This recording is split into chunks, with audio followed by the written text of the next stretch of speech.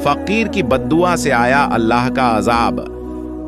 चचा चमन मोहल्ले के सबसे कंजूस आदमी थे। उनके घर कोई मेहमान चला जाए तो रस्मी गुफ्तगू के बाद पूछते हैं कि चाय तो नहीं पिएंगे ना? क्यों?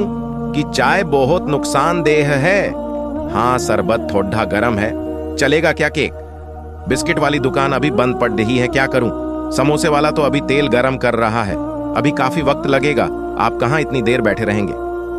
बेचारा मेहमान ये सुनकर शर्मिंदा हो जाता। एक दिन दोपहर को किसी एफक्यूर ने उनके घर का दरवाजा खटखटाया। चचा चमन ने दरवाजा खोले बगैर पूछा, कौन है एफक्यूआर?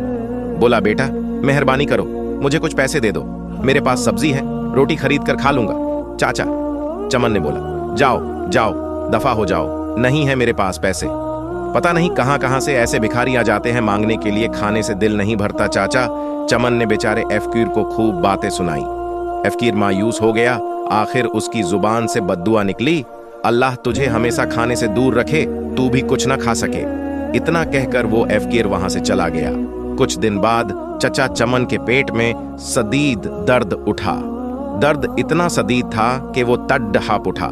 घर वाले उनको हॉस्पिटल ले गए। हॉस्पिटल में चचा चमन के मुख्तलिफ टेस्ट हुए। आखिर पेट के दर्द का पता चल गया। डॉक्टरों ने हिदायत की कि 15-20 दिन तक हॉस्पिटल में ही रहना होगा ताकि मुकम्मल इलाज किया जा सके। हॉस्पिटल से जब घर वापस आए तो कमजोरी से निढाल थे, बहुत बुरा हाल था। कोई चीज हजम नहीं होती, दही भी कहते तो उल्टी हो जाती। डॉक्टर के पास जाते तो वो कहता कि शायद आपने बद परहेजी की है। टेस्ट करवाते तो सब ठीक आता। दवा बाकायदगी से इस्तेमाल करने के बावजूद तबीयत संभलने में नहीं आ रही थी। रंग पीला पड़ गया था, थोड़ा सा खाने से भी उल्टी हो जाती। चचा चमन की रातों की नींद उड़ चुकी थी। उनको मौत का खौफ होने लगा। सोचते सोचते उन्हें नींद आ गई। ख्वाब में देखा कि पुलाव की देग के पास बैठे हैं, वो सबको चावल बांट रहे हैं। सुबह उठकर चचा चमन ने घर वालों को अपना ख्वाब सुनाया तो उन्होंने मशवरा दिया कि गरीबों को खाना खिलाओ। चचा चमन ने खेरो बावर्ची को बुलवाया और उससे पूछा कि पुलाव की 10 किलो की देग पर कितना खर्चा आ जाएगा।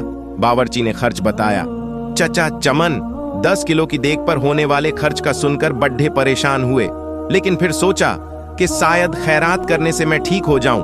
उन्होंने इतवार संडे की एक दोपहर को यह मुश्किल मरहला तय कर ही लिया। मोहल्ले के नौजवानों की मदद से मोहल्लेदारों और गरीब लोगों को खाना खिलाया। चचा चमन अब काफी पुरसुकून रहने लगे। लेकिन जब उस एफक्यूर का ख्याल आता तो फिर वही मनहूस दर्द शुरू हो जाता। कई दिन ऐसे ही बीत गए। एक शाम को किसी एफकीर की आवाज आई, अल्लाह के नाम पे दे दो बाबा।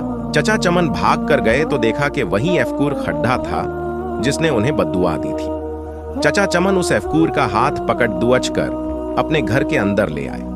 फौरन ही उन्होंने अपने बद्धे लड्ढोचके को होटल से कई किस्म के खाने लाने के लिए भेजा। कुछ ही देर में लड्ढोचका होटल से बहुत से खाने ले आया। चचा चमन और एफक्यूआर ने पेट भरकर साथ में खाया। जाते वक्त एफक्यूआर बहुत खुश था। एक हफ्ता इलाज के बाद चचा चमन मुकम्मल तौर पर सेहतयाब हो चुके थे।